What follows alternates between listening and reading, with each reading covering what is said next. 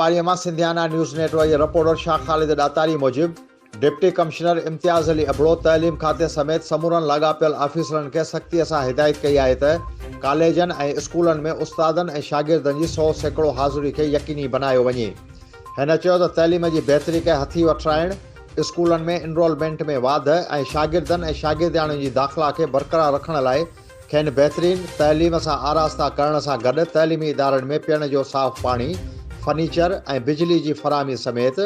Washrooms जी तइमीर ऐं सफ़ाई सुथराई जी ख़ासि इंतज़ामनि खे हर सूरत में यकीनी बनायो वञे।